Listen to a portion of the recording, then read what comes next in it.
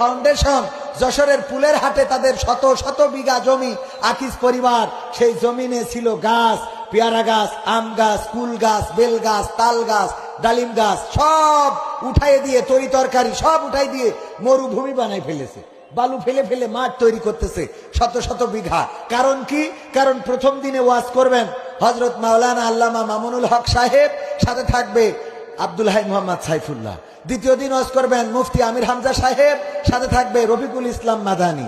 তৃতীয় দিন ওয়াজ করবেন ডক্টর মিজানুর রহমান আজহারি সাহেব এবং সাথে থাকবে শায়েখ আহমদুল্লাহ। সুবহানাল্লাহ বলবেন না? কত বড় আয়োজন বুঝতে পারছেন?